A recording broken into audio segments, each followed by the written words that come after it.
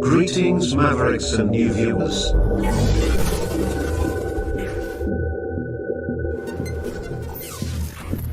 Tonight, direct and live from the Maverick News Network World Studios. This is Maverick News with Rick Walker.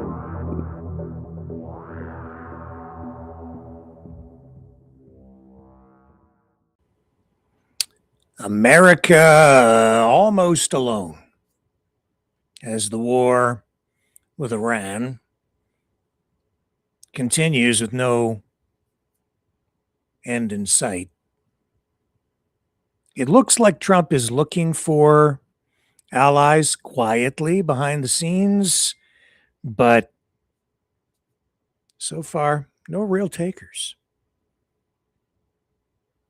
All this as Carney meets with other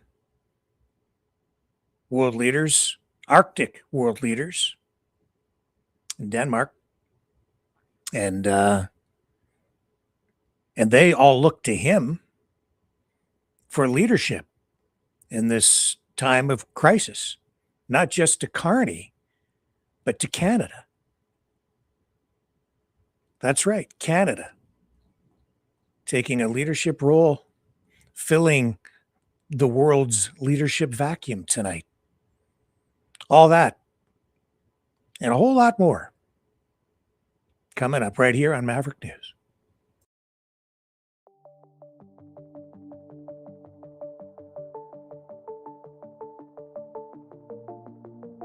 Greetings, brave Mavericks. Our quest for truth continues. We go beyond fake news. Together we expose propaganda. Together we pull others out of rabbit holes. We are maverick thinkers. We are all unique individuals, defenders of individual rights and freedoms, credible, trusted, grounded in reality. Maverick News, Maverick News. Defending free speech, Donate at freedomreporters.com. Do it now. Tomorrow may be too late. Maverick News. The world is watching.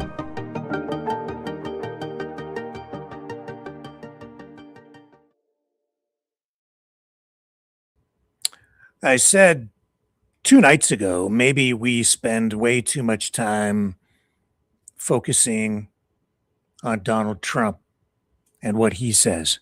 Of course, the actions of the president and what the U.S. does,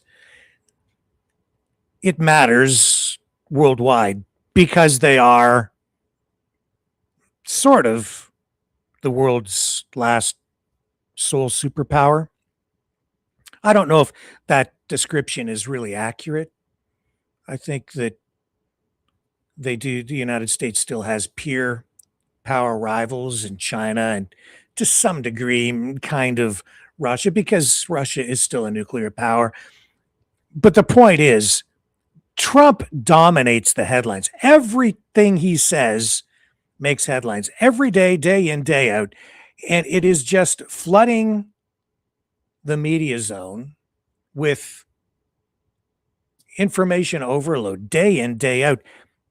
Meanwhile, you have all of these other stories worldwide happening as everything is being realigned, and most of it is happening without much attention being paid. Case in point, Carney.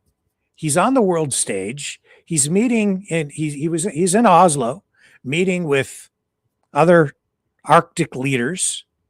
They're discussing ways to collaborate, work together, and it is clear they are not in alignment with what Trump is doing. There's a quiet. There are things just not being said out loud, and the things that aren't being said out loud all relate to the United States. They avoid even saying USA. They avoid saying Donald Trump. Another news conference held today because they had they've been conducting a military exercise up there, all these countries, including Canada.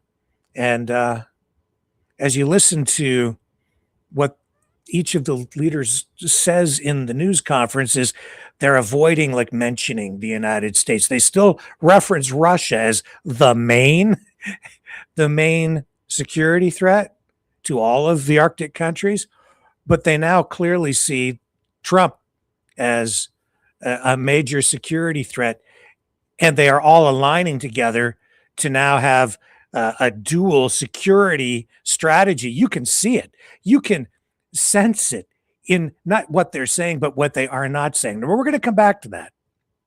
But first, we're going to highlight something that's about to happen tomorrow. I'll give you a little bit of a preview, and that is, again, Carney, who was praised, by the way, by the other leaders in Oslo today, who are clearly looking to him for guidance, leadership, direction, filling the leadership void, the vacuum that has been left wide open and created by the incompetence and the hubris of the president of the United States that we have right now, Donald Trump, because of his missteps, miscalculations, his habit of punching allies in the face, alienating friends while trying to keep enemies close. Carney, tomorrow, off to London to meet, I believe, with Starmer, and I believe the King as well. So here we go. Is he meeting with the King? I'll have to check on that. But I do know that Canada's High Commissioner to the UK, Bill Blair, has just arrived in London, and we have this from him giving us a preview on what we can expect tomorrow with these meetings involving Canada's Prime Minister again on the world stage. Maybe we need to spend a little more time focusing on what other world leaders are saying and a little less time listening to the daily whatever it is that we're getting from the White House. Commissioner Blair, the Prime Minister is scheduled to meet with the King tomorrow as well as the Prime Minister. Do you have any indication of what we should expect from the meeting with His Majesty? His Majesty and our Prime Minister actually have a long-standing relationship, and I harken back to during when Prime Minister Carney became our Prime Minister and the throne speech, and I think the King's attendance in Canada and delivering that throne speech was an important moment, not just in our relationship, but for all Canadians, as the King was quite strong and clear in his articulation of our sovereignty and his commitment to that. I believe that relationship remains a very important one, and I think it's a great opportunity for the Prime Minister to have some discussions. And by the way, as the very new High Commissioner to the United Kingdom, I'll have an opportunity myself. I'll be, of course, with Prime Minister Carney tomorrow, but on Tuesday I'm also having an opportunity to meet with the King for the very first time in this new role. And I think that really does reflect that the King places a great importance. He is our King, and a very great importance on maintaining the strength of that relationship, both, with, of course, with our Prime Minister, but also with the country. What message do you want to bring to the King in your meeting? Actually, I think the King will probably already know that I'm pretty chuffed about. Do you have a message? I guess is a better way of putting it. What's that? Are you bringing a message, or do you think the King, like what you've obviously been briefed on where do you think the King's interests are with Canada? What message do you think he's going to be bringing? Of course, I've been briefed on what the King's interests are, and in previous roles, I've had an opportunity to interact a bit with the King, but this is my first opportunity to meet with him as Canada's representative, as High Commissioner to the United Kingdom. But as the King has very well articulated, and I completely agree with, he's Canada's King as well. And so making sure that we have the strength of that relationship, an open line of communications, I intend to communicate to the King how much I strongly support the monarchy and its succession and his role as our head of state. The King seems concerned by the fact that Alberta could get separate from the rest of Canada. Do you have any? Do you want to brought it to him during your meeting, your audience? The King has Yeah, of course. Sorry. Okay. Sorry about that. The king he had a meeting earlier this week with some of the Six Nations chiefs that were here in Ottawa, and that was not the purpose of the meeting, but I know that Chief Pete, for example, raised that concern with the king. And the king is, as our head of state, also always concerned about resiliency, but at the same time, that issue, I think, more appropriately dealt with between our government and those First Nations. It is an internal matter, and I'm not unhappy that the king is concerned about the unity and strength of our country. We're all concerned about that. Sorry, Associate Minister, but Commissioner Blair, sorry. You're probably being freshly installed. I answer to a lot of titles. I know, it's like Commissioner, Chief, Minister. You've had a bunch of hats. Yep. How have you been finding the one I've got now is maybe the coolest one ever. But there we go. How have you been finding the transition, and exactly how many days have you been in London at this point? I got here on Tuesday. I presented my credentials on Wednesday, and quite honestly, I've been drinking through the fire hose ever since, because there's some great people here who are briefing me. I've had the opportunity to speak with former High Commissioner Goodall, Janice Ray even before him, and great team of staff here. I'm learning a lot about the job, and of course they're throwing us in the deep end with the Prime Minister's arrival here today, and some of the meetings that are set up earlier this week. But it's been a busy first few days. I'm hoping it's going to be a busy few years. Your last question. Commissioner, I was just thinking a little more along the lines, like you are coming into this role. Is there going to be any difference in the role you play given our relationship with the U.S.? Are you also going to be a buffer in any ways in terms of the relationship with Europe? Like, I'd like to know how that works. Like, what is your understanding of it? Well, I bring a bit of experience. I have dealt with and worked very closely with the institutions of the United States for decades. I've also, as a former minister of our government, have had a fair bit of engagement with our European allies. But I think my primary role here is to fulfill the responsibilities of the High Commissioner to the United Kingdom, to facilitate the work that our two countries do together. I think there's great opportunities to build upon trade and investment and in security and defense, and there are just so many things that we have in common. I think that will be my primary focus. But I think as well, there's an expectation that I will bring my previous experience to that role, and if it can help advance Canada's interest in the United Kingdom, then I'm perfectly willing to do that. Thank you, everyone. Thank you all very much. All right. So there he is. Carney's going there again tomorrow.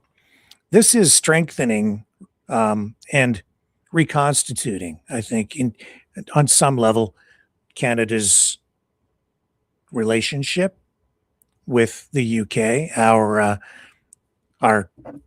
unbreakable bond, really, because of our roots and ongoing ties to the UK. King's still our head of state, so it makes perfect sense for Carney to be going there, especially in this time of crisis. And as much as he's going to see the king, though, it's Carney who has been on the world stage, especially since his speech in Davos, in a way that has put him in the spotlight. Maybe not as much in the media, because what he brought to Davos was cerebral. It was deep. It was thoughtful. It was an acknowledgement of a change in the world order. He acknowledged that there is this new world order upon us, and that we'll probably never be going back to the old world order or the rules-based international order as we've known it. But with him saying that, it's very clear tonight that there are two options, two paths that are being presented to the world. One is the New World Order of Donald Trump, which is a one world government, essentially, maybe comprised of Russia, China, the United States, depending on how these gangsters work out the deal, or it could end up being just the United States, because there's no honor among thieves. So it depends on how all of this rolls out, but it is happening. That much is very clear. Carney acknowledged that. Just because he says the words New World Order does not mean that he endorses the New World Order. as it is rolling out over there. Now, you could get conspiratorial about this and say they're all in it together and they're all working toward the same goal, no matter what you do. I'm not so sure that's true, because what I'm seeing unfold is these other countries around the world, especially the capitalistic, the free world, if you will, the liberal democracies, looking for a way to reinvent themselves and each other and the alliance that we've had since the end of the Second World War, in order to maybe not bring in a completely new world order, but to evolve among middle powers an alternative to Donald Trump's new world order. You can see that you can see all of that as you look or read between the lines, so to speak, in what is being said, or look between the verbal lines here in the news conference today in Oslo. Listen to the way they speak. I'm going to pick up the news conference. You're about halfway through. The alarming thing here, and maybe the reassuring thing too, is that they're talking here, I'll pick it up here where they start to talk about nuclear weapons, the possible proliferation of nuclear weapons among the free world states, the free world. And you know what? The key here is they're saying we don't want them. We already have a nuclear deterrent. That's enough. Listen to what's said. This is a more mature, I think, and more responsible way of looking at the use of nuclear weapons as a deterrent, not as an aggressive tool. This deserves more thought, more discussion. We're going to get it, whether we like it or not, because the world is evolving. That's the key word here, too. It's not about domination or revolution. It's about evolution, which is a very Canadian thing. And Carney seems to be taking the lead on this. And the other leaders, really, they're looking to him. He's the man of the moment. And he seems to be stepping up. I hope he doesn't let us down. Thanks. This is about the nuclear weapons, and it's for all of you. What are your thoughts about opening a discussion in your country, in your own countries, about loosening restrictions or policies when it comes to nuclear weapons, even during the peacetime? Thanks. Maybe I can start. I want to say that Finland does not seek to have nuclear weapons to our territory, and nor is NATO making any such plans. What we are doing at this moment in Finland is our purpose of the government is to remove legal barriers which do not exist in this form in the other Nordic countries. On nuclear weapons, the initiative to adopt the French nuclear deterrence to increase wider European security, it was positive, but Finland has not had similar discussions as some other countries who are also presented here, but we are interested to hear more because we need to strengthen European deterrence. I think the most, and following up on what Petri just said, I think the most important thing is to build a stronger NATO and European nuclear deterrence. It is a part of our overall deterrence of Europe and NATO, and therefore from a Danish perspective, we are now doing two things at the same time. We are deepening our engagement in NATO when it comes to nuclear deterrence, and at the same time we have accepted an invitation from France when it comes to deepen our cooperation with them. And I think it's positive from a European and from a Danish perspective also to be stronger in this area. But it has to go alongside with many other capabilities and many other investments as we're doing at the same time. Well, for Norway's part, we are not changing legislation. We don't have to. We have our clear policy. There will be no stationing on nuclear weapons in Norway. We are a member of an alliance which has a key nuclear deterrent, which was confirmed at the recent NATO summits, and that is there. The French initiative, we have not been involved in the early stages of that, but we are ready to talk to France as we develop a strategic partnership with France on defense. To hear more about how their plans are, and obviously that is something which will go on for some time, but the key thing... And I'll stop there for just a moment, because that's what he's talking about is a key component to this. France has indicated they are looking at making nuclear weapons available to other NATO countries.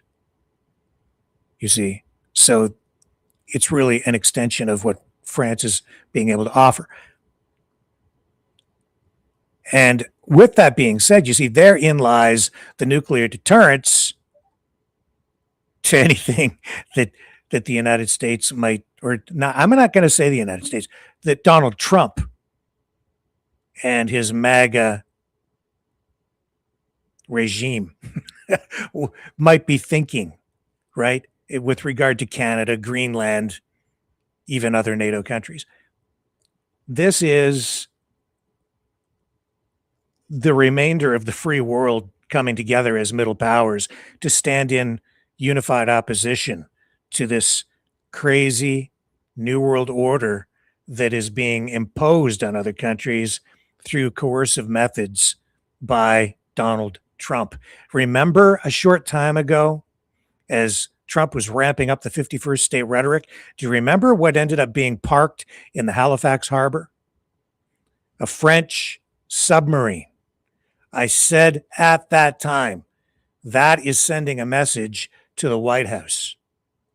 Canada might look like a secondary or a puny little power. We might not have a military as large or as powerful as the United States of America, but we have friends. You see, we know we would never be allowed to have nuclear weapons on our soil in a way that might be perceived as any kind of threat to the United States. But we don't need them because we're part of an alliance. We have friends. Oh, by the way, the same friends the United States used to have until this incompetent buffoon, started to act like a maniac in the White House and started to punch all his friends in the face. Here is not to weaken what is already the nuclear deterrent of NATO, upon which we all depend. Yes. Canada does not seek nuclear weapons. There's no change in policy there. We, as others do, benefit from our membership of NATO, an alliance which does have a nuclear deterrent at its heart, as you know. I'll make two final comments. One is commend President Macron's initiative to provide a layered element to that deterrence. The modalities and the breadth of that, of course, to be worked out. But we commend that initiative from a NATO perspective, from a European security perspective. It's not directly affecting Canada. And then the last thing, which is not nuclear per se, but I just underscore in terms of the changing threat environment, the risk to Canada from new missile systems, hypersonic missiles and others, is necessitating big investments, including in over-the-horizon radar and beyond, in order to have a deterrence there.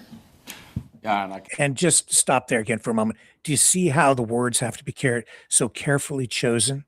How delicate the matter is, especially for Canada, because we're physically attached through geography to the United States, which, to be clear, is still our ally, and yet we're being threatened by the country that is supposed to be our closest ally, but not the country. Donald Trump. He's setting the world on a kilter because he doesn't choose his, well, I think he does choose his words carefully. I think he knows exactly what he's doing. It might seem chaotic, but that's because his objectives don't align with what the objectives of the United States have normally been, or certainly NATO countries and the allies. can easily echo what Mette Frederiksen just said, that we stand fully behind the NATO's common nuclear deterrence. We have no plans at all to change our own doctrine regarding nuclear weapons, and that does not exclude in any way our future potential cooperation with France when we now initiate this dialogue with France. Got to be careful what you On say. Iceland's part, You don't want to get the orange orangutan upset. we don't see any changes coming up. We only just recently said yes to Iceland. nuclear-powered submarine stocking in our waters. That was a big step for us. So, I mean, we are still under our ongoing strong partners of NATO, and we don't see any changes to that nuclear umbrella.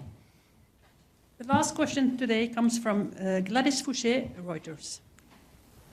Good morning. My question is about Arctic Century and is for each of you. What is the number one challenge, whether short-term or long-term, that you want Arctic Century to help you solve?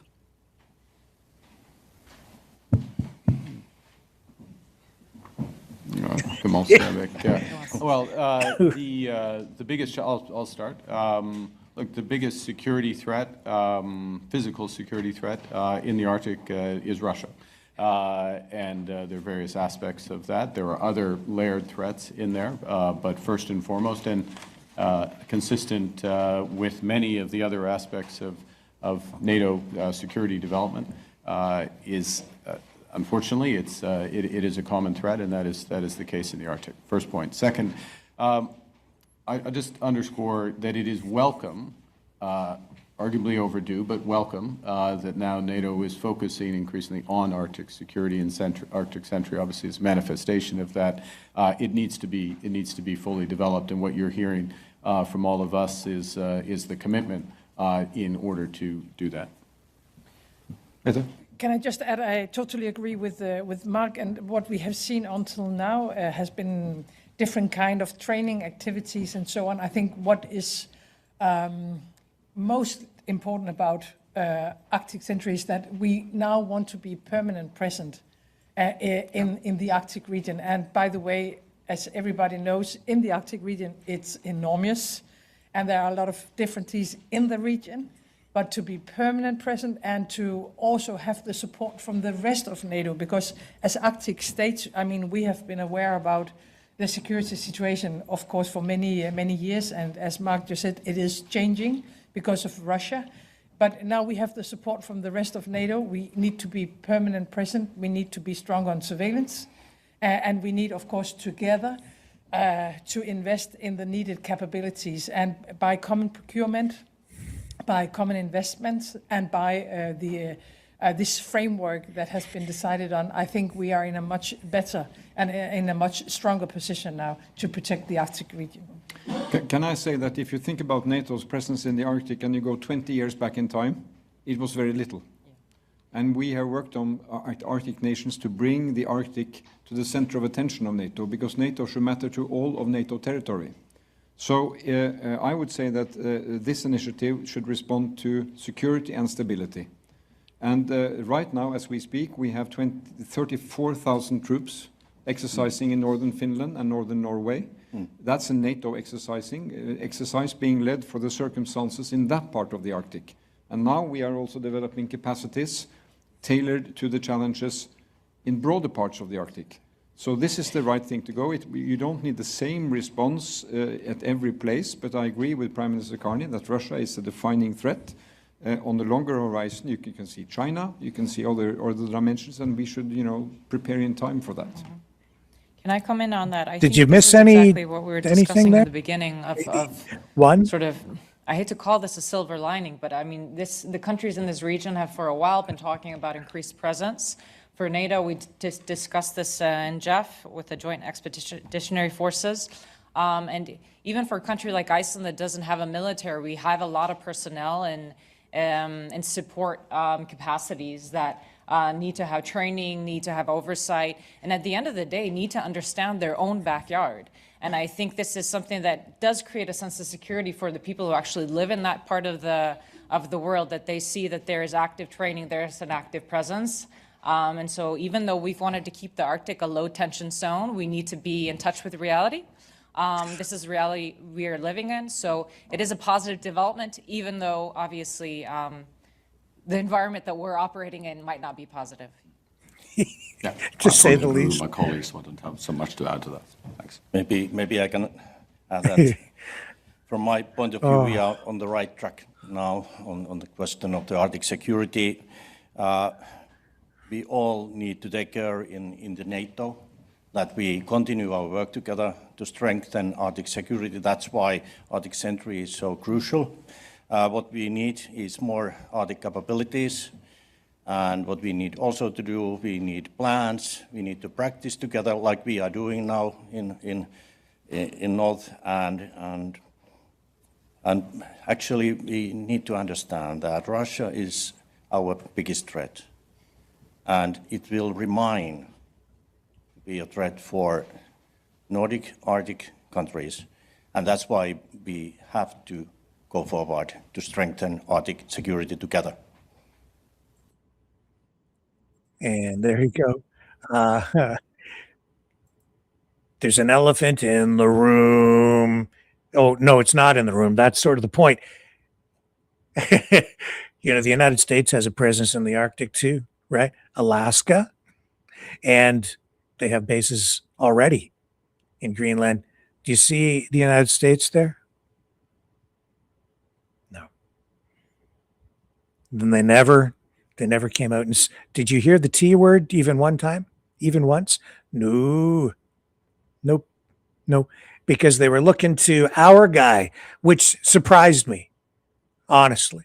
Today when I watched this, it surprised me that they are all looking to Mark Carney and to Canada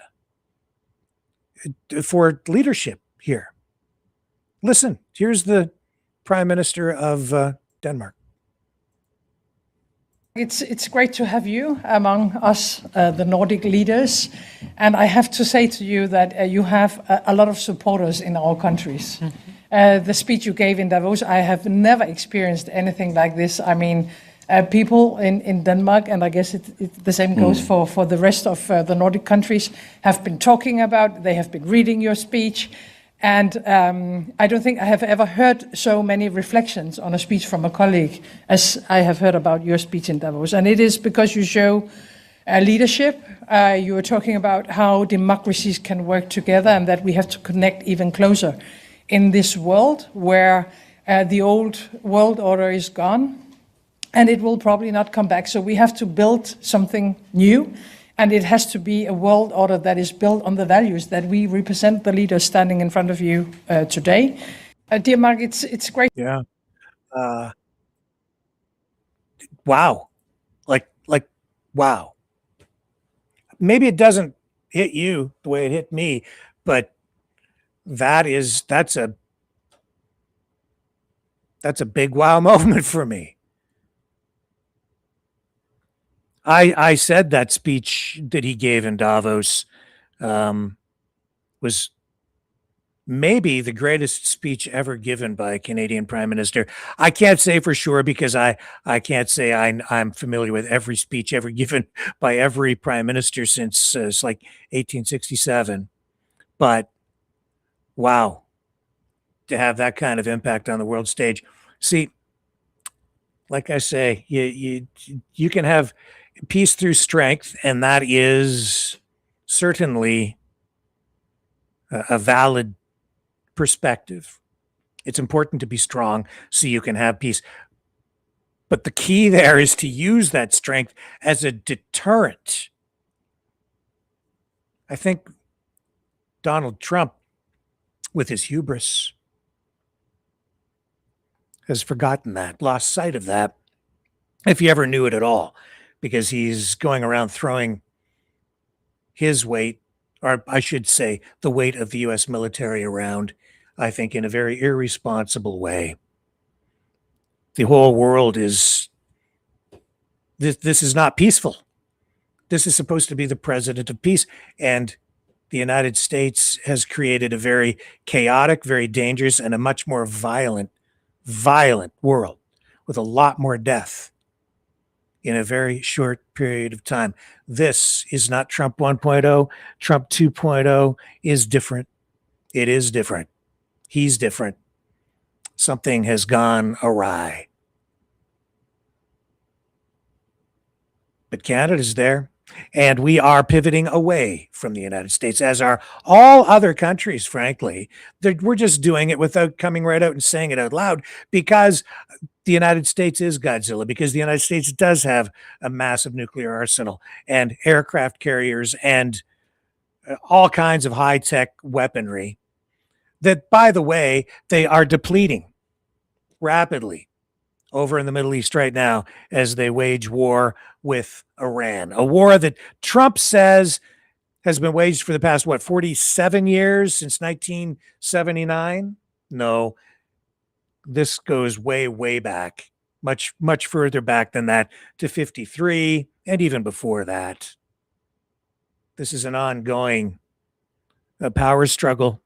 And this is why all those leaders stood up there, all of them today, and said, it's not our war, asked about Iran. So, well, it's not really our war, but we're all affected by it.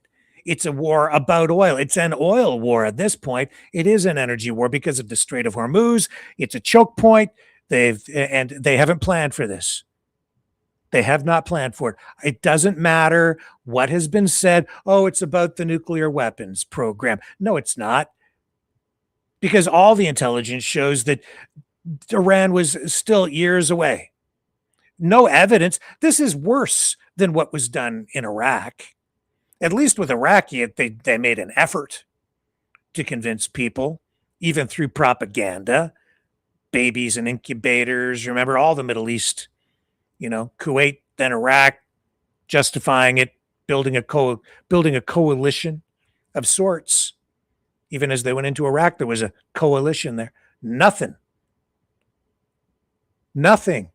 They only have Israel. Trump doesn't have other countries supporting this. Other countries are being maybe sucked into it, drawn into it, because Iran is attacking neighboring Gulf countries. But the United States, Trump, I keep saying it's Trump. Trump doesn't have any support. He's isolated the United States. The United States is much weaker than it has ever been in my lifetime. Built up over time as the world's greatest superpower. And what has he done? He has squandered the power of the United States, because the real power of the United States has never been in its nuclear weapons or in its massive high-tech arsenal with $1 trillion a year budget. It's been in the friendships and the alliances among the free world nations,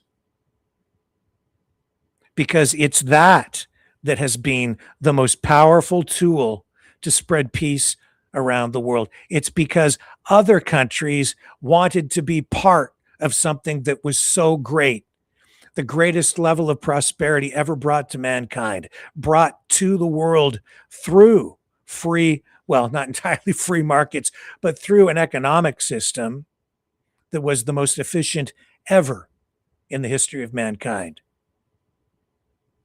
A post-World War II system that brought stability to the world to some degree. Never completely free or peaceful, because a lot of these disputes still raging, and a struggle, of course, between the communist Iron Curtain countries, the Soviet Union, Soviet bloc, all of that stuff, and the free world, if you want to call it the free world. The point is, more and more countries joined NATO. More and more countries wanted to join the West because of the prosperity that was available to us. Now, also, you could argue that in some cases that prosperity and freedom was imposed in a way by the United States. But no, I would argue too that, especially in the case of the United Kingdom, there was an evolution that took place where, as a colonial power, they realized that it was maybe more beneficial over time to become less militaristic, less coercive, less oppressive. And even if you look at the evolution of Canada, how has Canada evolved in a peaceful way? Because like other Commonwealth countries that have evolved over time, we have matured and evolved into our own nation state where we have our own foreign policies. And while he still is the head of state, the king, Canada is absolutely its own country today. Its own country. We are a real country. And we have a place on the world stage. And that's maybe why it was such a wow moment for me today watching that news conference, because Canadians have, I think, something of an inferiority complex because we live next door to Godzilla, because we compare ourselves to the United States, because we're also subjected, exposed to so much U.S. media. Our own history gets blended in, people get confused, and we're constantly told that the United States, America, number one, America, USA, USA. Yeah, I get it. But where is the world looking right now? For leadership and hope. To the country that wants to collaborate, the country that wants to cooperate, the country that has shown the world that through its system of government, a system of government that even among us, the Canadians ourselves, is largely not even fully understood. I think Canadians are more familiar with the U.S. Constitution than our own. And U.S. laws, and it all gets mixed up. But where is the world looking for hope? To Canada tonight for direction. Carney referenced everything happening up there as an evolution, and that has been Canada's hallmark. We were not a country that was created out of revolution. We were a country that was born through evolution, and we continue to evolve because we are still a young country. And yet our history is as we may be a young country, having been formed technically in 1867, but our history is just as long and just as storied as the United States. Whether Donald Trump realizes it or not, we're always going to be joined at the hip, and we'll always be related. And one way or another, things are going to work out, and we'll still be friends. But this stuff right now, it's very disruptive.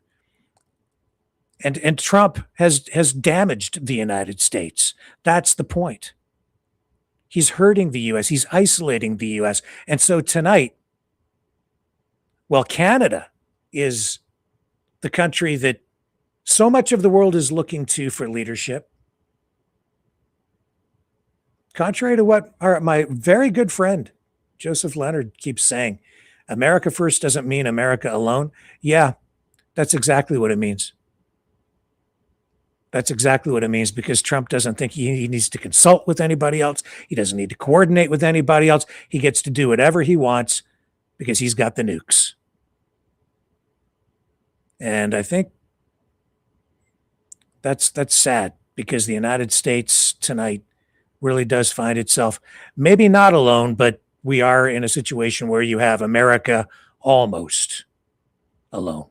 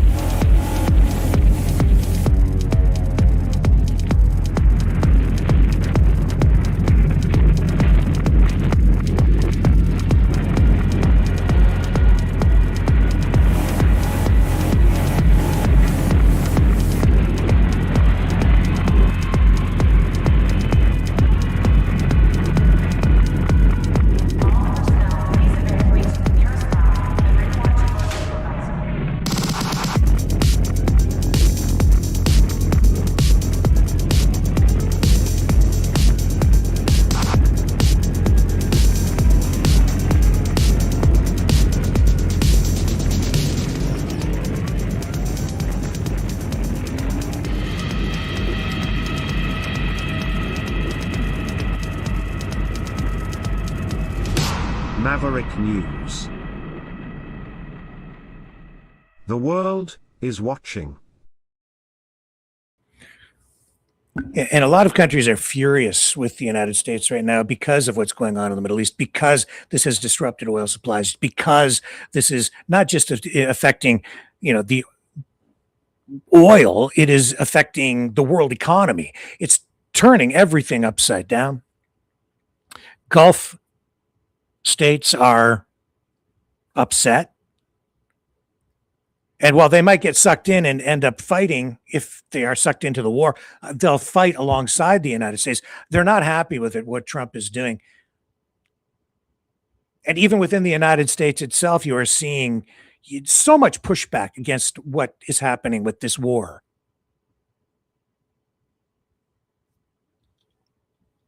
Taking the focus off what's going on in Ukraine very much, which I think benefits Vladimir Putin. And a lot of what Trump is doing actually here is strangely, it's benefiting Putin. Article tonight sent to me from The Economist in my email. I haven't read the whole thing, but they're highlighting the fact that what's going on with the war, because of what Trump has done, and because of what this has done to the oil shipments through the Strait of Hormuz, Russia is turning out to be the big winner because oil prices have skyrocketed. They're back up over $100 a barrel tonight, I believe. They were at $100 a barrel this afternoon. I'm sure they're hovering around there right now. And the other thing is that Trump has now lifted the sanctions on Russian oil. Zelensky very concerned about that because that's putting billions and billions of dollars back into the Russian economy. You can have your position on the Ukraine war one way or the other, but these are undeniable developments and facts. Billions of dollars getting pumped back into Russia. Countries like Hungary, which I don't think is really truly a friend of NATO or the West anymore. It's a pro-Russian satellite country at this point, and aligned with Trump. They're putting pressure on Ukraine to let the oil flow through pipelines again to, European destinations and other European countries. And keep in mind too, that if you go back and think about what Trump, the positions he was taking before, putting pressure on European countries to not buy Russian oil. And yet what is he doing? He's in the media, he's acting like that, or saying these things, but then his actions are the opposite of that. He was always reluctant to put sanctions on Russian oil. Then the Russian oil is sanctioned, but now he's lifting the sanctions on the Russian oil.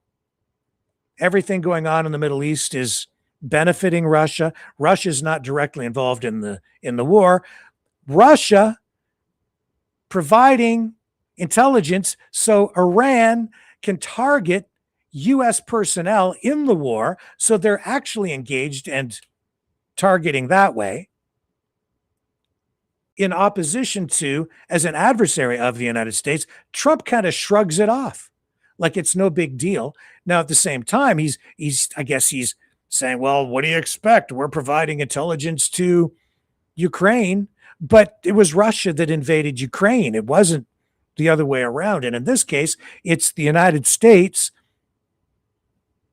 launching this attack on Iran, Russia involved that way because they're so closely aligned. It's a very complicated little web, isn't it?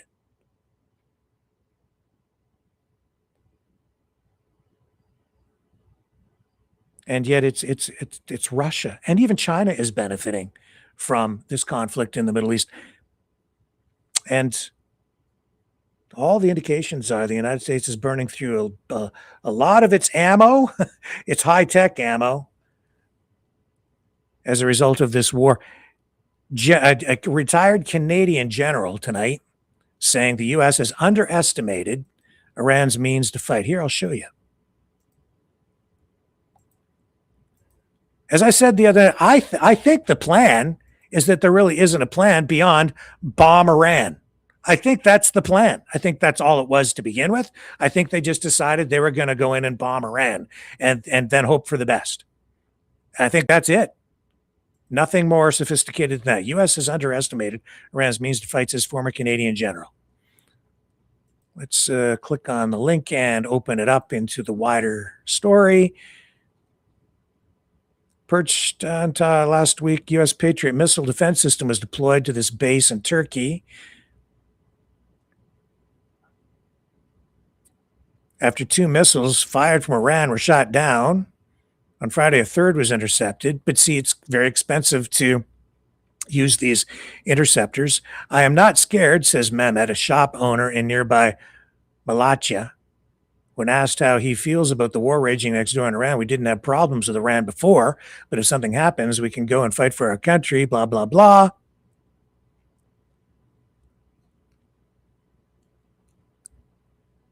And right here, this is a war of economics right now, said retired Major General David Fraser on CTV's military analyst and former NATO commander in Afghanistan. To shoot down a $60,000 drone, the price ratio on that could be 163 to 1. Effective, but certainly not efficient. It isn't just a retired Canadian general. There's heavy criticism, diplomatic, but heavy criticism being leveled at Trump, also from very learned, credible military experts in the United States. I wanted to highlight this for you tonight as a connector to this. General Stanley McChrystal, invited to speak at this conference put on by The Atlantic about the Jolene Doctrine, but it turns into it's a book festival where McChrystal was speaking, and it turned into a big Q&A and discussion about Iran. I'm going to run some of this for you because it lays it all out in very much the same way that, honestly, I've been talking about it, feeling about it for what, but I'm not a retired general. This guy is, so he's got the credibility and the experience. What he says carries weight. A little bit behind the scenes about what decisions were made. The best gloss I can put on it, and this is apart from the whole question of whether it was the right thing to do, the best gloss I can put on it is that both the American and the Israeli governments saw that the Iranian regime was at one of its weakest points in the history of the Islamic Republic, if not the very weakest.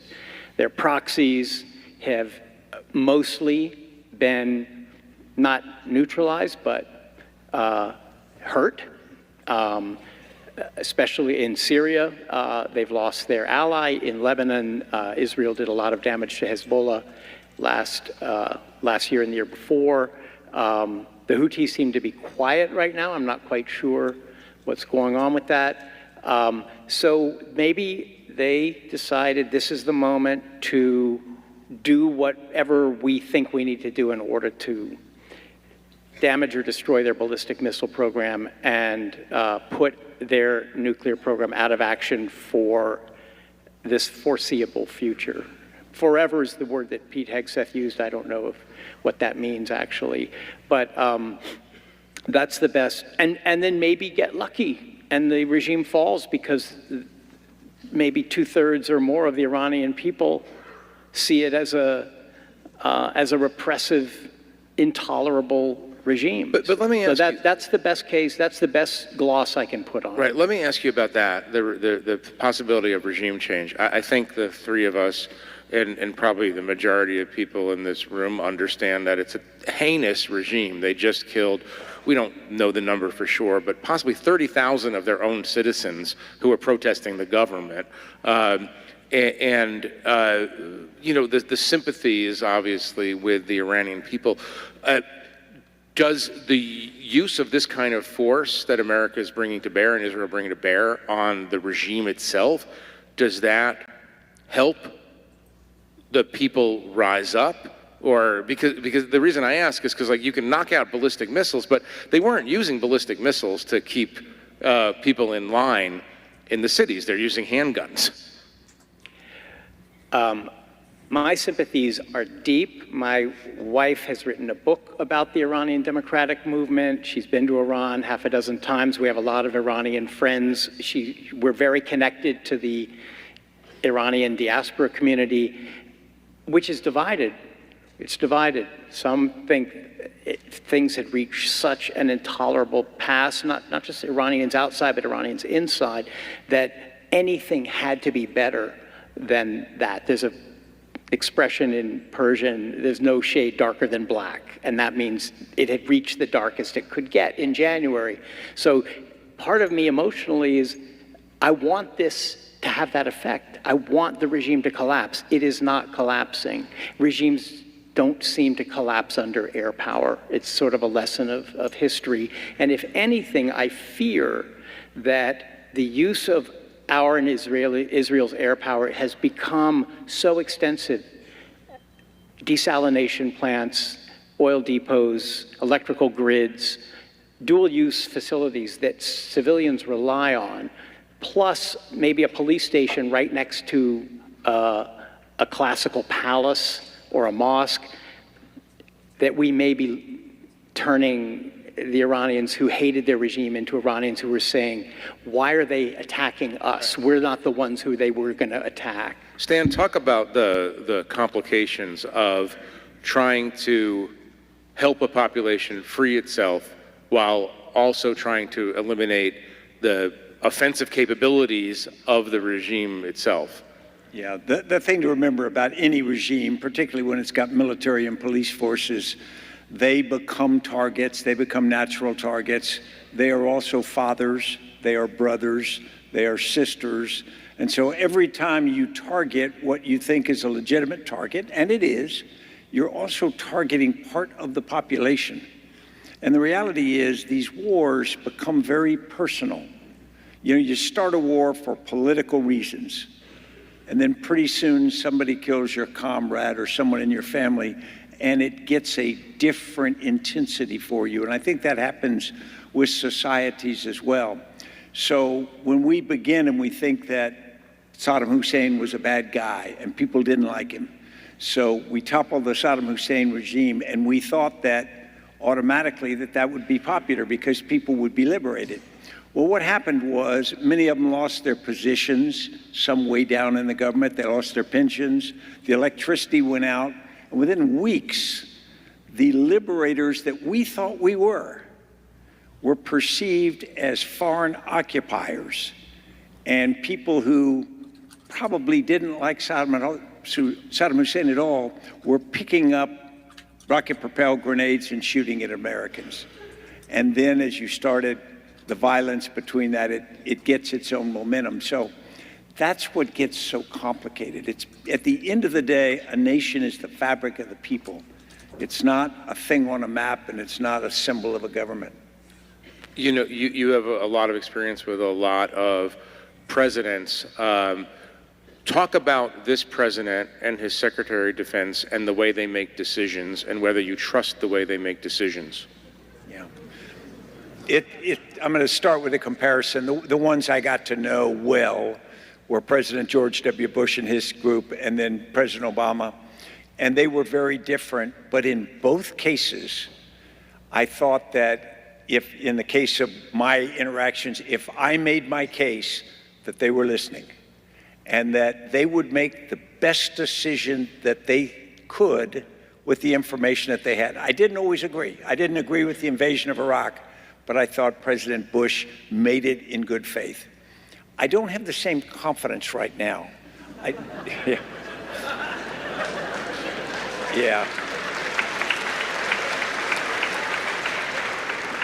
And the Book Festival Award for Understatement goes to Stanley McChrystal. Thank you. Yeah, I mean... Well, talk about that. Talk about that in a serious way, yeah. That's a really important thing because military, you know, I'm on our side. The soldiers who are out there, my heart is with American soldiers. Don't get me wrong there. But I want the people making decisions to be very thoughtful about it as they put young men and women in harm's way, as they decide to put even our opponents and civilians in harm's way, because that's going to happen. I want a very thoughtful approach to that, and there will be very hard decisions made. I remember when, well, I'm not going to tell a war story here. You make decisions sometimes when you know civilians will die as a result of that. And I want the people making that decision to think about it and feel it. I don't want anybody to make jokes about it.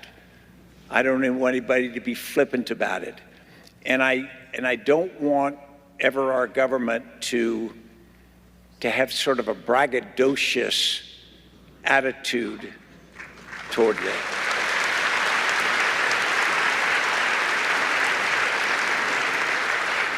You began with a bit of understatement. I think you then worked your way up to statement. So at the risk of overstatement, but that's partly what Jeff and I do for a living. Speak for yourself. I work for you, man. It's shocking to watch Secretary Hegseth give his briefings at the Pentagon. It's shocking to hear him puff his chest up and talk about death and destruction raining down from the sky all day long, as if what we are is marauding bandits whose only goal is a kind of violent subjugation. How does that sound to anyone who is living under the Islamic Republic and is desperate for change and thought, because President Trump told them, that we were going to come help? It's shocking to hear President Trump deny that the airstrike on the school that was next to the Navy base in southern Iran was a Tomahawk and one of ours, and instead to say it was Iran's. He knew that was a lie. So we can't believe what we're hearing. And in a way, the lying and the utter contempt for human values go together. They're both a sign that, they're both a sign that all the rules are off, that the restraints are gone. And without restraint, what happens in war? Well, what happens is the soldiers down the line are put in a position where they have to choose between this new culture of there are no more rules, stupid rules of engagement, Hegseth called them, and perhaps have to live with their conscience for the rest of their lives for doing something they know is wrong, or run afoul of the chain of command. It's a terrible position to put them in. Yeah, I think, George, you hit something really important. And I'd just like to give a view that I've had for a while. We use the term warrior sometimes, and I'm really uncomfortable with that. We say the warrior ethos, because in my mind, the warrior ethos is sort of an ungoverned group of people, almost like the Huns who come. An army is not that. An army is a disciplined group of people that are following the orders of civilian government. They have rules of warfare. They have discipline that keeps them. They are led by leaders who match that. And if we don't remember that when we send people forward with weapons, with incredible power to kill, that the most important thing we have to have is incredible self-control at the individual level and at the organization level. We got to be lethal, but it has to be in a very mature way. What's your analysis of Secretary Hegseth and the way he speaks about warfare, and what is to jump onto something that George is alluding to, what is the downrange consequence of that language? And I'll throw another one on, which is, in your long career and storied career, have you heard other American leaders talk the way our current leaders talk? Yeah, it's interesting you say that. If you go back, if you take a two-dimensional view of George Patton, you might say that. But actually, if you listen to what he said and wrote and how he did discipline, it wasn't that way at all. And Patton believed in studying history and in military education. Exactly. He understood a disciplined army was important. The problem with what we're talking about here is most of the people on the battlefield are 18 or 19 years old. They are still malleable. They are influenced by their sergeants, by their lieutenants, by their captains, and by the rhetoric of their leaders. And if the rhetoric of their leaders gives this idea that this is what you've got to be, and if you are not macho enough, then you are not going to be an effective service member. And I completely disagree with that. I think that if you are a good service member, you perform your duty well and competently, and you're willing to serve. That's the definition of it. And so I think when we start throwing out these terms, we really risk confusing the young people at the lowest level who have got to show, in many cases, the greatest maturity and restraint. Jeff, you mentioned that we met when we were both covering the Iraq War. I do remember once President Bush saying, "Bring it on." Do you remember that? He got a ton of criticism for saying that because it seemed to be inviting attacks. It's a sign. It was so macho posturing. It was posturing, but it was 1 3-word mistake, or it's a sign of how our leadership has fallen, that those 3 words wouldn't even be noticed today. It would be almost toning it down a little bit if Hegseth said, "Bring it on." And this has a strategic implication too, because I'm obviously having a lot of bad memories of the Iraq War and the early years of it. It seems that the lesson that this administration has learned is from a prolonged counterinsurgency and occupation is, well, we'll never do it the hard way again. We're going to do it the easy way. The hard way didn't work. Years and years with 150,000 American troops didn't work. We're going to do it the easy way. And so Hegseth has this dismissive phrase about no nation building, no Paul Bremer, who was the civilian administrator of the first year of the occupation, as if the easy way works. And the easy way is rain death and destruction from the sky and then just see what happens. Well, let me note, though, not playing devil's advocate here, but maybe a little bit, let me note that the United States won World War II by raining death and destruction down on whole cities across Germany and Japan. They got the absolute surrender of those countries. What's different? Why was that effective, and what's different between now and then? One observation I'd make about that is it was a total war. Air power did not win World War II. In fact, ground forces in every case. Nuclear power did finally dissuade the Japanese, but that was after we'd already gone through Okinawa on the ground. And then we did do nation building. We just did it after the war.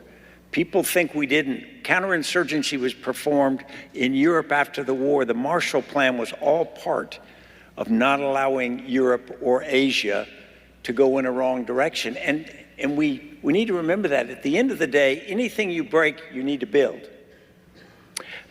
I'd add that we won. I'm not sure that we should look back on the incineration of Japanese cities and the leveling of German cities was a high point, in American. No, but what I'm asking is, was it a necessary predicate? Yeah, we won. Here's the thing: we were not fighting for the populations of those countries. Those populations were, by all appearances, in total war against the Allies. And once that was on, our leaders had the attitude of, they're fighting a total war, we have to fight a total war. This is utterly different. We have a population in Iran that supposedly President Trump wants to liberate from the Islamic Republic. You can't do it the way we did it in World War II, because that's sheer destruction. And that's why the tactics and the attitude of braggadocio, as Stan said, has a strategic effect, which I think is terrible, which is whatever we may be achieving as far as degrading the Iranian, the IRGC, and the regular military, I worry that it's going to have the negative effect on the people, not just killing them, but turning them against the idea that we are there with any of their interests at heart. And why would they think so when Trump hasn't even spoken to them in a way that that says that? Right. Stan, let me lift up a little bit and ask you this. You know, by the time you had some stars on your shoulder by the time you were dealing with George W. Bush and Barack Obama, you got to understand their doctrines. Maybe you didn't agree with this doctrine or that doctrine, but they had doctrines. How would you define, looking not only at Iran, but Venezuela, Nigeria, Greenland, the Greenland discourse, and so on? How do you explain the Trump doctrine?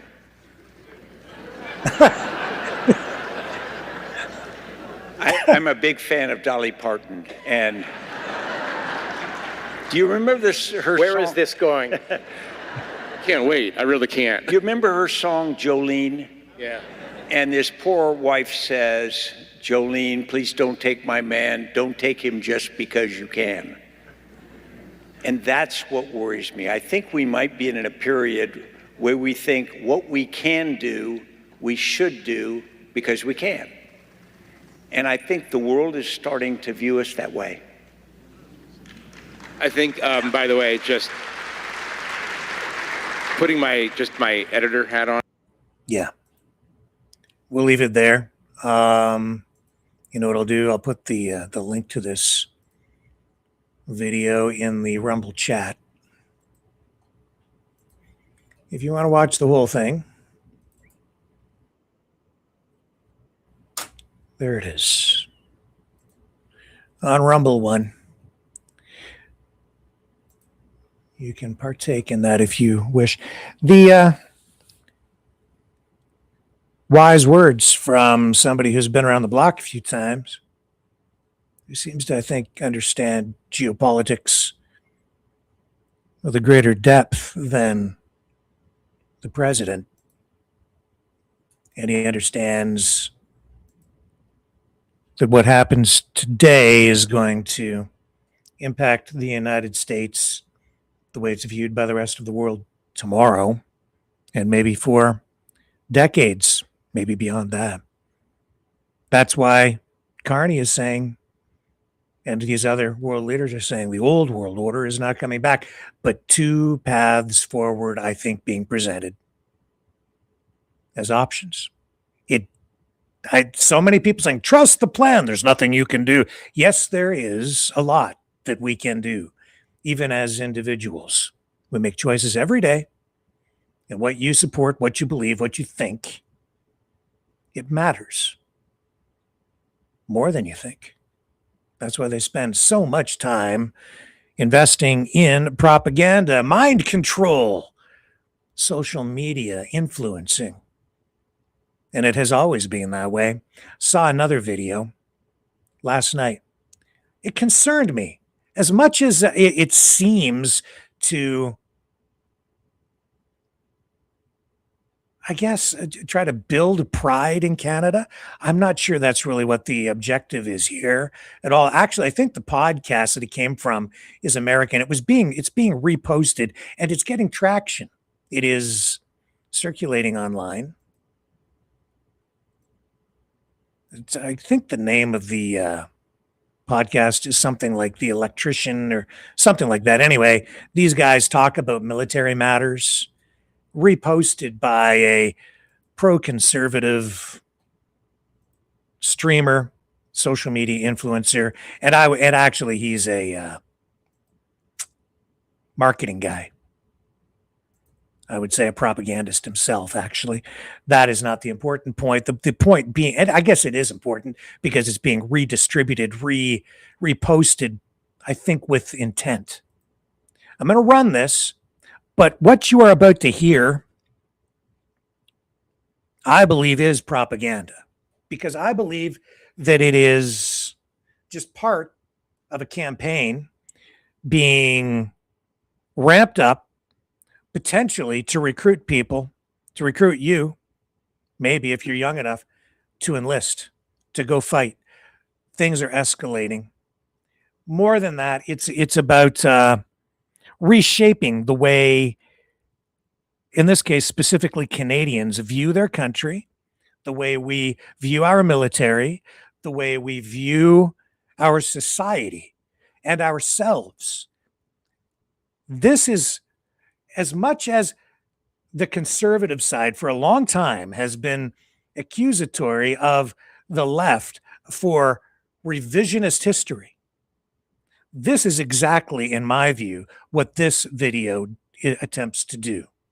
Well, it's not attempting, it's doing it, because a lot of people are going to buy into the messaging that comes from this video. On the surface, it seems like this is a pro-Canada video designed to make you to instill pride in you, in your heritage. But I put it to you that it's not accurate, and it is not really what Canada has ever stood for, really. There's an element of it, but that's where this becomes propaganda. There's an element of truth, an element of accuracy, but then it's wrapped up in exaggeration, and it takes us to a dark place that appears to be in the light. It's a mind, they're screwing with your mind. Let me play it for you, and I'll show you what I mean. I'm not even sure if they're doing this intentionally. They may just be regurgitating a meme, an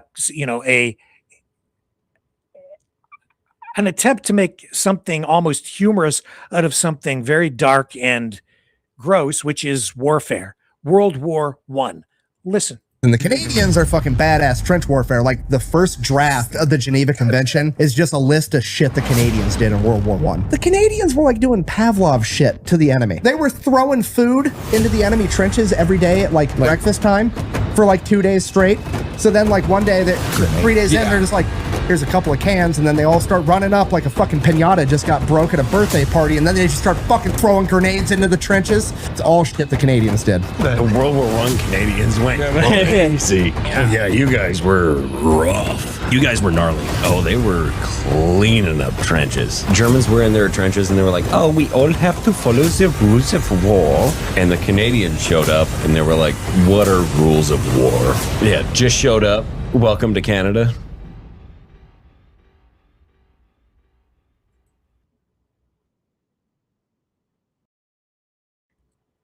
Whoa, there's so much wrong with that.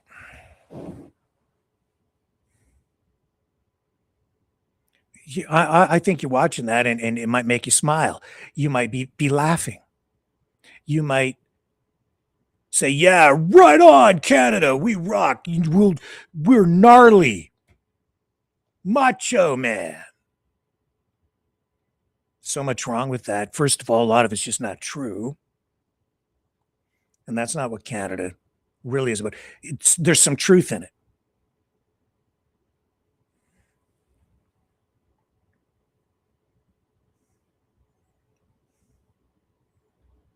But it's gross.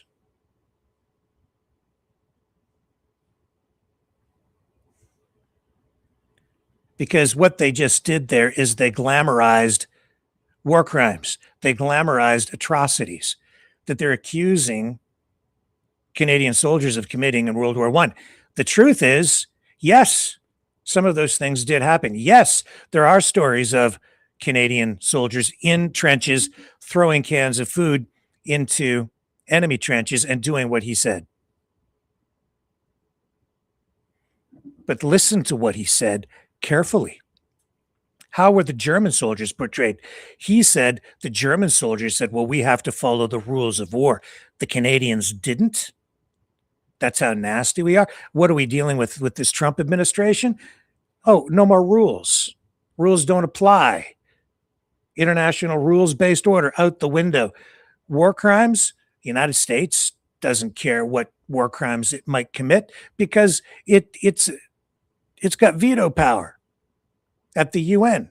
It's not a member of the International Criminal Court. the U.S. can act with impunity. The point being, as much as that sounds like something that builds Canadian pride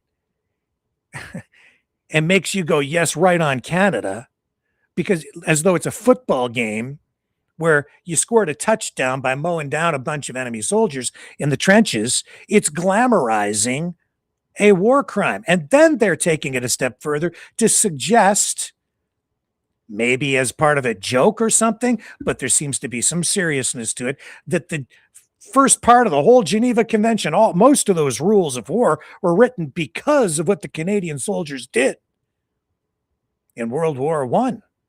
That's how badass, or maybe savage, that they were at that time. That's not really accurate. The Geneva Conventions didn't focus on what Canadian soldiers did. The conventions focused on what happened during the wars by soldiers from all countries.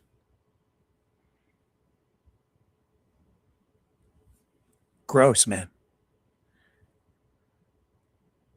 Canada, it's said, matured in World War I and earned its place as a nation state because of the sacrifices made in World War I.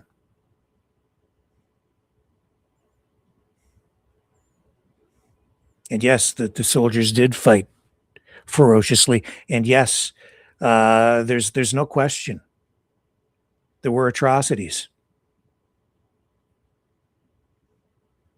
And all of those things were taken into consideration at future Geneva Conventions.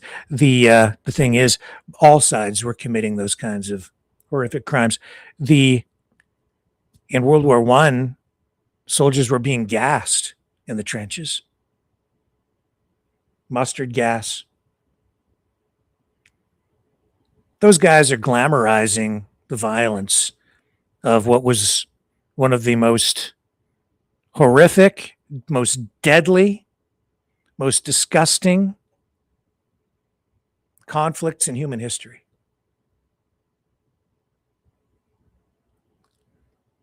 Very clickable. Builds an audience, but it's not truth. They make it sound like the Canadians just showed up and kicked ass. They just walked into those trenches, and then when those unsuspecting Germans got hungry enough, they'd throw them a can of rations. When they went over to get it, they just mow them down. Move on, next. It wasn't that simple. It wasn't like that at all. I wasn't there, but I know a little bit about history, enough to know that it was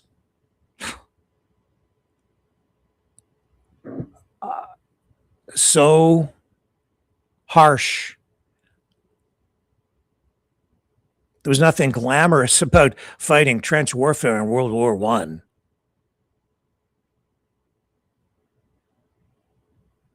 At all. It was savage. It turns people into animals.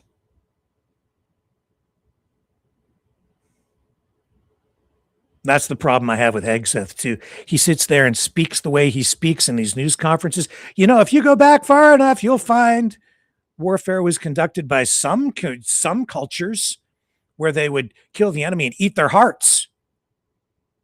You can find references to that even in old Canadian history texts, which I read about.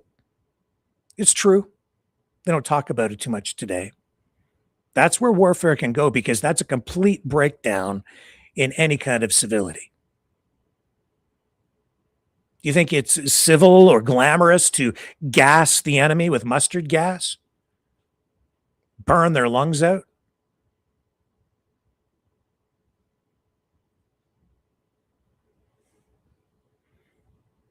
They're pumping you up. They're pumping us all up. They're getting us ready. They're conditioning us with streams like that with social media, modern equivalent of television, posters. Take a short break, come back. I've got more.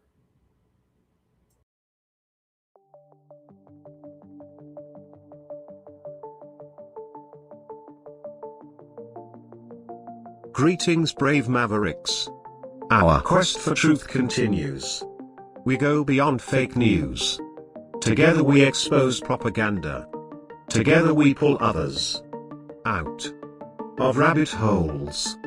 We are maverick thinkers. We are all unique individuals, defenders of individual rights and freedoms, credible, trusted, grounded in reality. Maverick News, Maverick News. Defending free speech, free speech. Donate at freedomreporters.com. Do it now. Tomorrow may be too late. Maverick News. The world is watching.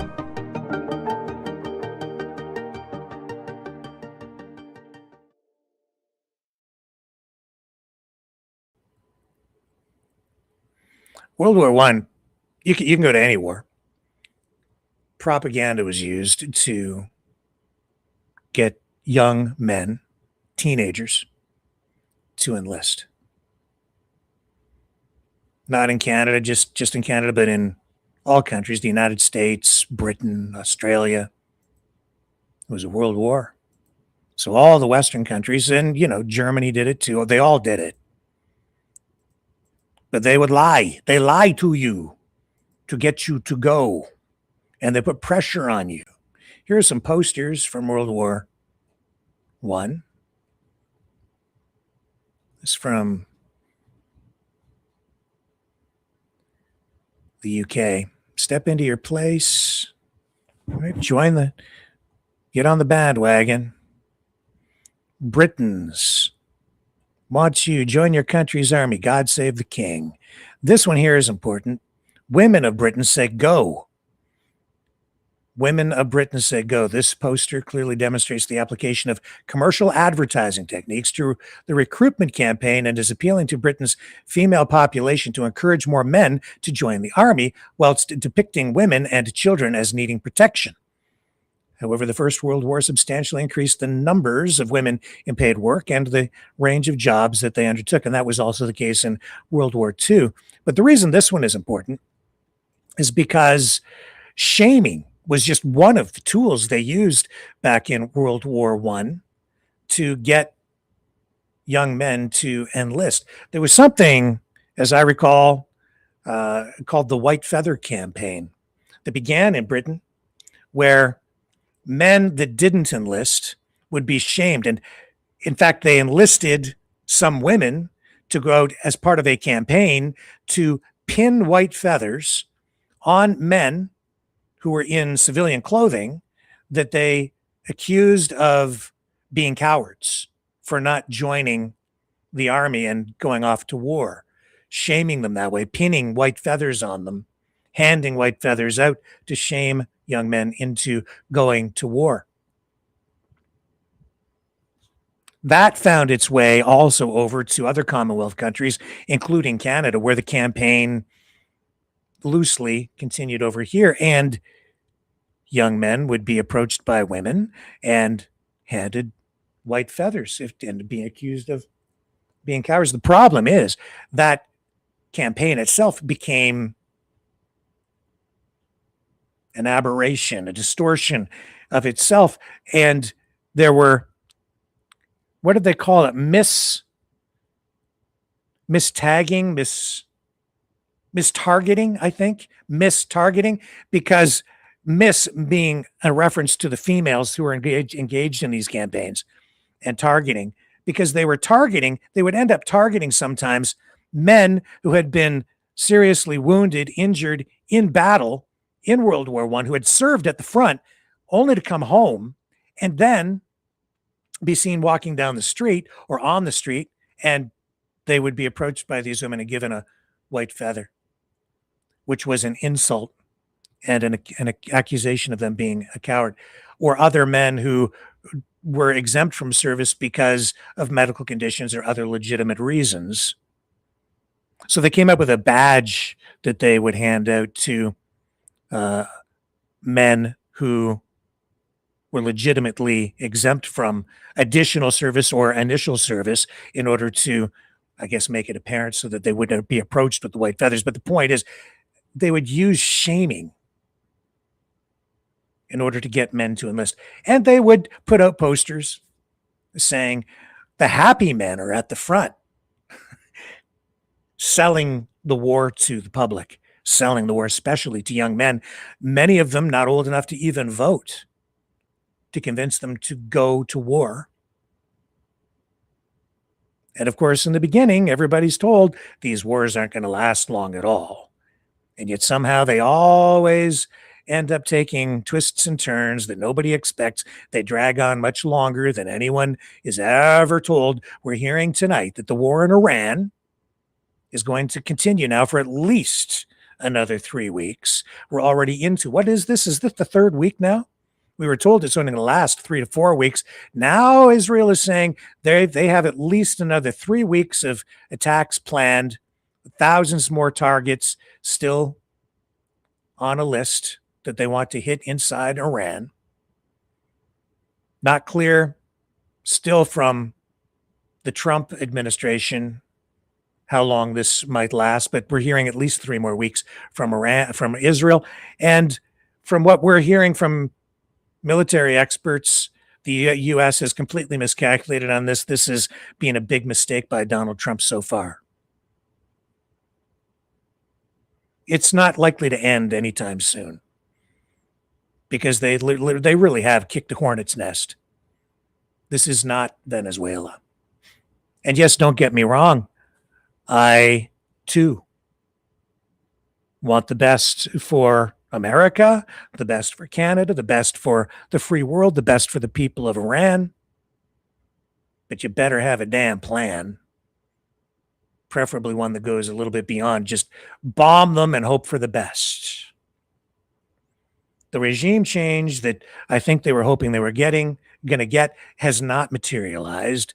All you have now is a carbon copy, the next generation of leadership to replace the Ayatollah that they took out and the people around him. In fact, I think the people Trump had in mind for the job, maybe to fill the shoes of the Ayatollah Khamenei that they took out, they killed some of those people as part of their initial decapitation strike.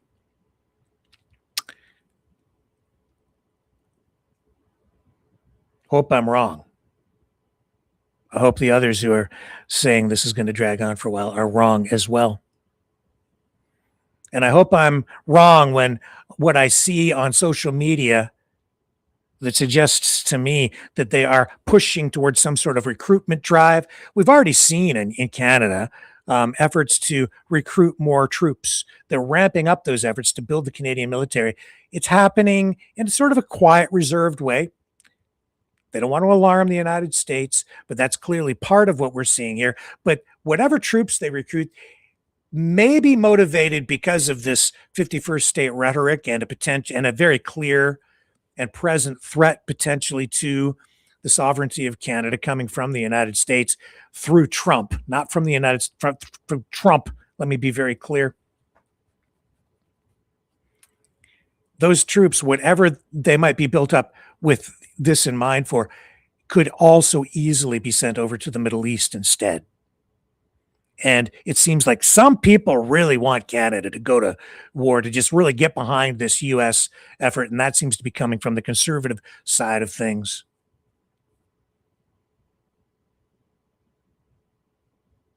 Oh, I know the people out there who pushed back against me because I said that, there are probably legitimate reasons why Canada didn't report that strike on the base in Kuwait, where there were no Canadian casualties. But about 30 miles away, you had 6 U.S. service members killed Same base, two totally different communities. And then the conservatives coming out and hammering the liberals for not talking about it. I said, well, we don't know. There could be very legitimate reasons why. One of the legitimate reasons is that you don't want to go borrowing trouble. No casualties, no deaths, no Canadians are injured. The Canadian soldiers were apparently in a bunker. Had taken cover.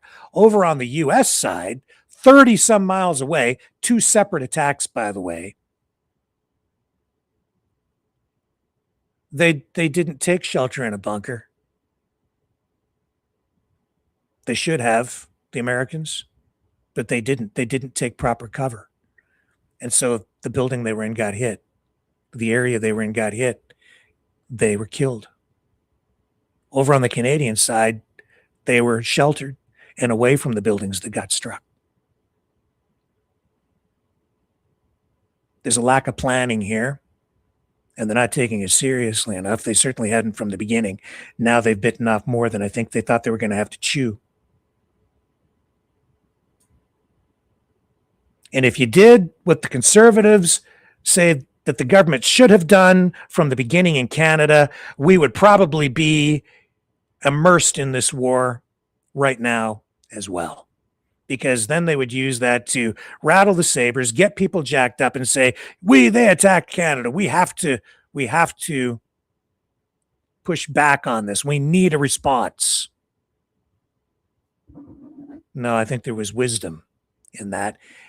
And the other thing is, we don't really know why they didn't mention it.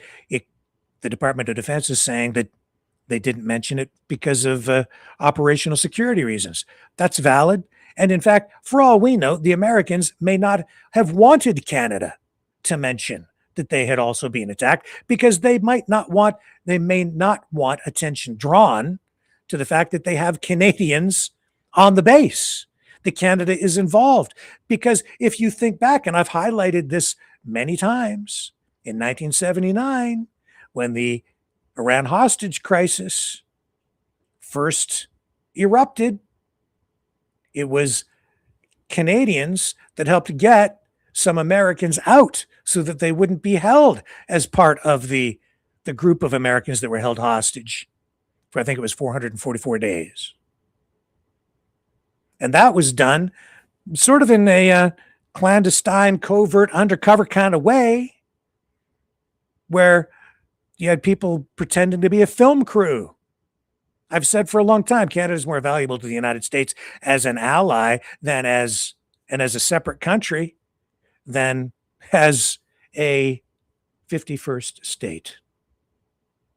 Another voice on the world stage and a friend of the United States, a sibling, a relative, more than a friend.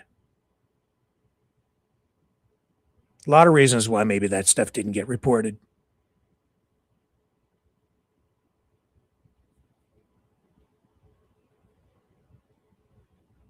Cooler heads prevailing. That's what we need right now. Thoughtful approaches. The other thing to remember here, too, is a lot of people taking slingshots and trying to pop the prime minister in the head because he didn't report, wasn't enough transparency on that attack. Canada is not the United States, and the prime minister is not a commander-in-chief. And we are not at war.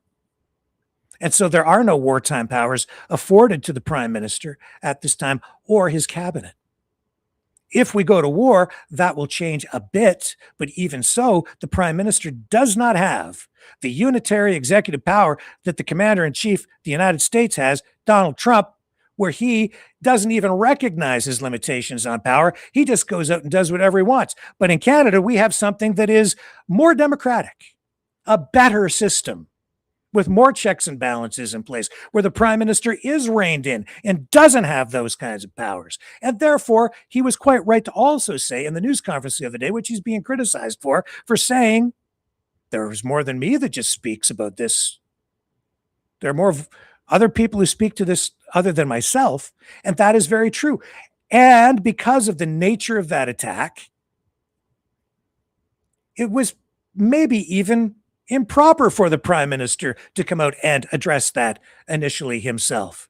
Because in order to address those kinds of operational things properly, those kinds of matters where you don't have casualties, so there's no immediate need to inform families back home, to raise alarm, or to inform anyone of any deaths or casualties, that would be a slightly different matter. But in this particular case, it's more appropriate for the initial announcements on these kinds of things to come directly from the Department of Defense itself, and or through the defense minister, through a chain of, not command so much, but a chain of communication, so that it's handled properly and with strategy in mind. There's an old saying, and it certainly can apply here: loose lips sink ships. And when you're dealing with damage assessments, information on how on attacks on your targets, allied targets, sometimes the less said the better. So I just draw your attention to it in that perspective. There's a lot we don't know. The allegation here, of course, is that for some reason the Carney government is just trying to hide things. It all comes out in the wash. Well, not all of it. It's war. They tell you what they want us to know.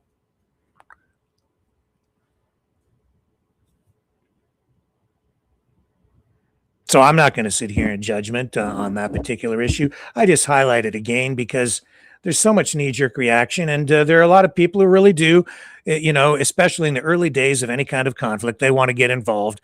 There's a lot of cheerleading that goes on, and it's happening because we are not being exposed to the true horrors of the war. We're not seeing the death. As much as I said the other night that there's more information flowing out there with regard to this warfare, there's more video out there for sure.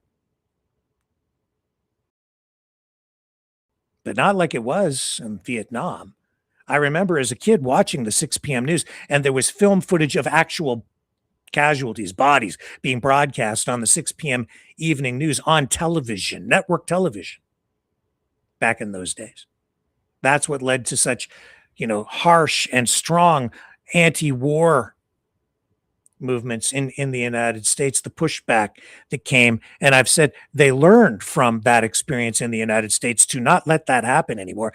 You fast forward even just, short time later into the future, and other wars, whether it was Kuwait, Iraq, whatever, you just didn't get that kind of coverage anymore. They control the media much more carefully after that. So then it becomes like sports coverage. CNN. I remember the wars in the Gulf, Kuwait, and Iraq, and the watching the anchors, especially on CNN, they dominated the live coverage at the time. But it was sanitized, all of it. You didn't see dead bodies. You just saw fireworks, shock and awe, explosions and against the darkened sky. And the graphics and the blow-dried news anchors moving things around on a board.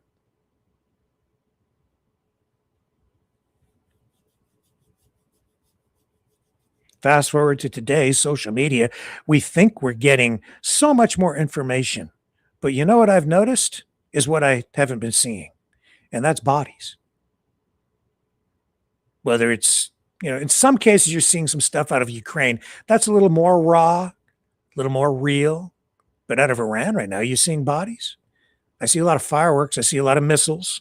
Even in Israel, I see a lot of missiles, right? But less so now because they're imposing more censorship in Israel. You're not seeing everything. Social media is being filtered. You think you're getting the full picture because you're seeing all this stuff, but it isn't. It's very controlled.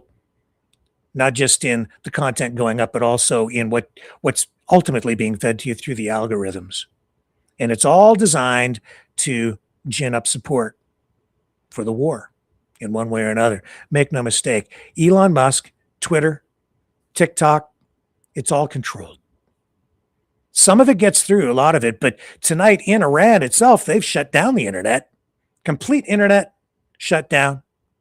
And they're going apparently door to door, trying to find people who have Starlink equipment to shut that down, because the Iranian government's saying that U.S. propaganda is a lot of what is fueling everything with regard to this war. And they've been saying that from the very beginning. I said the other night, too, that, and I'll highlight this for you now. A lot of the pictures that I've seen of the bodies, they resemble what I was seeing during the pandemic. And I think you understand what I mean by that, right? Yeah. Going to take a short break, come back. I'll show you exactly what I mean. Makes me wonder if what we're seeing is real or fake.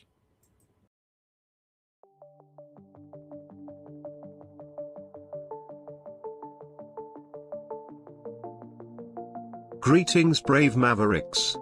Our quest for truth continues. We go beyond fake news. Together we expose propaganda. Together we pull others out of rabbit holes. We are maverick thinkers. We are all unique individuals. Defenders of individual rights and freedoms. Credible. Trusted. Grounded in reality. Maverick News. Maverick News. Defending free speech. Free speech. Donate at freedomreporters.com. Do it now. Tomorrow may be too late. Maverick News. The world is watching.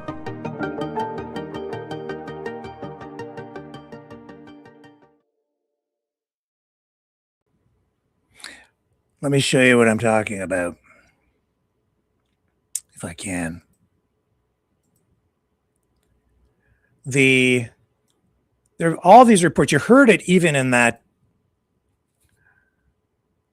presentation, which I brought you, that video from the Atlantic and General McChrystal, and the reference to 30,000 people in Iran, protesters being killed by the Iranian regime. No question about it. They are brutal. They do execute political prisoners and protesters. They have done that in very public ways, including hanging them from cranes in order to make examples of those protesters, in order to push down, to quell any kind of political uprising, which the Iranian government says is being orchestrated, choreographed, fueled, funded, and promoted through social media, online, internet propaganda by the US and maybe other countries. 30,000, that's a big number. A lot of people. 30,000. That's what's being thrown around. Different numbers. The Iranians, of course, deny that. They don't deny that they have executed some people, but if you look up the information, you'll see that they're saying, no, that is not really accurate. They are, what numbers are they giving out here?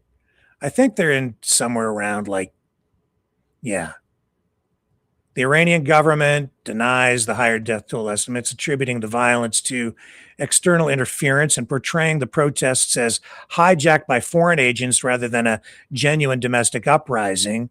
Official statements emphasize a lower number of casualties, and they blame deaths on terrorists. See, this is the way all governments deal with these things, and provocateurs linked to U.S. and Israel. Iran's Supreme Council of National Security issued a statement January 21st, claiming 3,117 people killed during the uprising, including security personnel. Supreme Leader Ayatollah Ali Khamenei acknowledged several thousands killed, but blamed, quote, enemy agents from the U.S. and Israel for provoking unrest and boosting the death toll. In other words, we had to do it because the Americans and Israelis were meddling again, so we had to put it down. Well, you see that there is meddling that goes on out there. It's just they deal with it in a pretty deadly way. See, in Canada, yeah, you might get a mischief charge, drag you through the courts for a while. Iranian officials, including Khamenei, accused the U.S., specifically Trump and Israel, of orchestrating the protests through agents and terrorists. One man's freedom fighter is another man's terrorist. So a U.S.-backed freedom fighter is to the Iranian government a terrorist to destabilize the regime. State media and online operations promoted narratives that the uprising was a global conspiracy involving the CIA and Mossad rather than organic dissent. Does any of this sound familiar? It does to me. And don't get me wrong, still love the United States. Sometimes they get it right, sometimes they get it wrong. I think in this case, they might be getting it a bit wrong. Because I think Trump is messing this crap up. Bigly. Which brings me back to recruitment, clavicular, Andrew Tate, all this macho talk. As I sit and think about it, they are trying to promote a pro-masculine neo-patriarchy in the United States to, I guess, masculinize, at least in attitude, this current generation of young men. Speculation maybe to just get them ready for something that is coming and get them to sign up voluntarily and join the fight. That video talking about Canada the way that they did, portraying Canada as this macho, kick-ass, no holds barred, rules be damned kind of country. Saying, that we basically didn't give a damn about the rules of war. I don't know. It's alarming.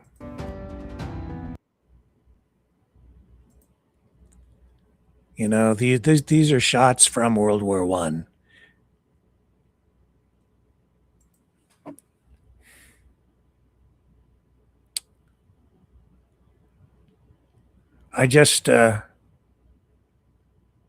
They made it sound in that video like it was just, they just waltzed in there and just mowed down the Germans, no problem, just don't care about the rules, and you just take them out.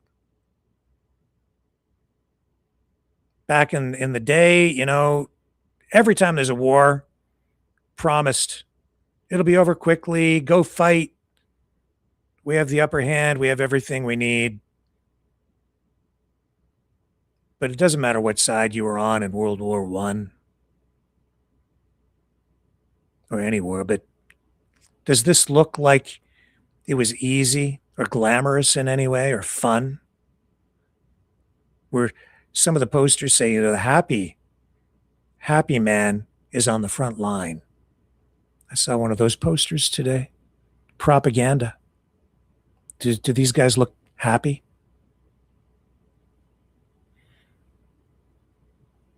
And what are they showing you today? Steak and lobster from the Department of War. That's what they're feeding the U.S. soldiers. And people on Truth Social tonight saying, yeah, you can feed the soldiers steak and lobster. They're worth it.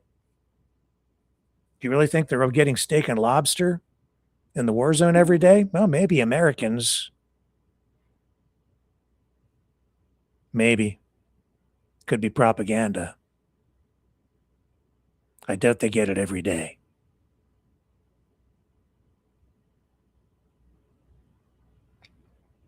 If history teaches you anything. I don't think the young men that went to war in World War I from Canada or any other country, I don't think that they went into those trenches and they were just so badass that they just fearlessly tossed a can of Spam into the enemy trench and waited for them to come over so they could mow them down without fear, and then just moved on. The truth is,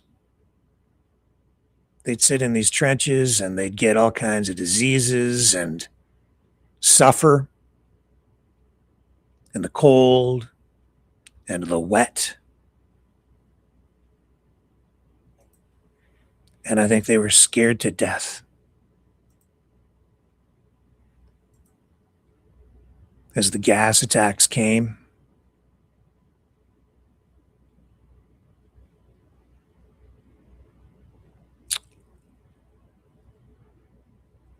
and I think they were petrified. And I think they just did whatever they thought they had to do to try to survive. And I don't think it was glamorous. I think that they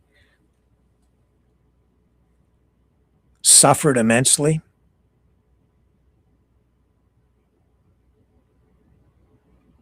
And the reason they were so scared is because they were probably sitting in a trench next to corpses,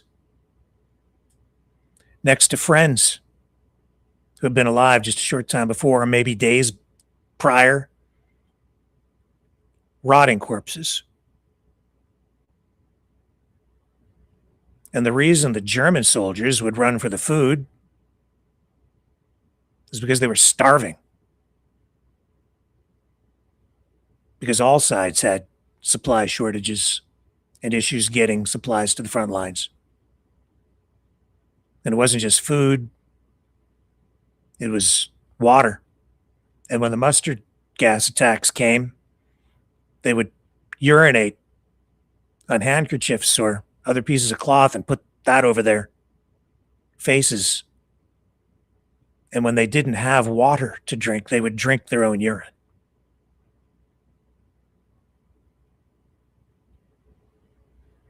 And if they were lucky enough to come home,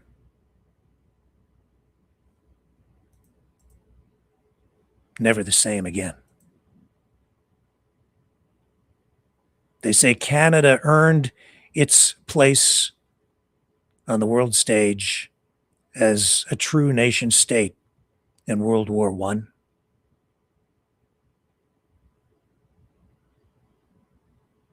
Because of the sacrifices of the young men that went to fight.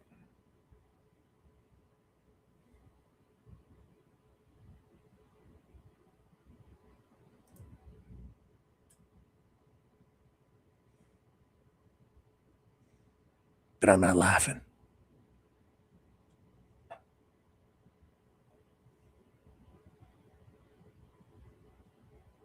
And I find it offensive every time somebody says Canada's not a real country.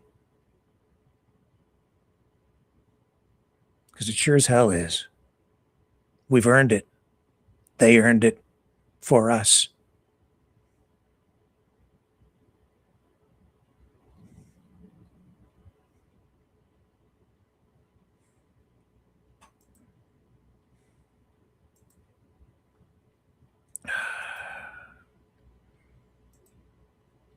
I hope this helps. History is there for us to learn from if we choose to.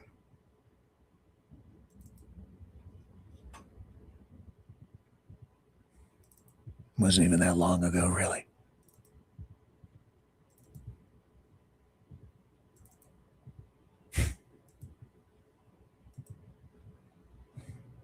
Don't let them sell you the war.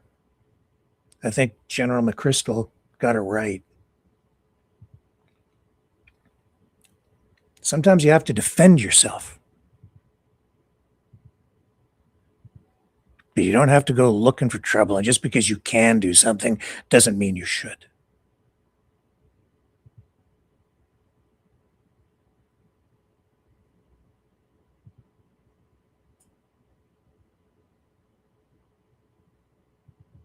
Love you guys.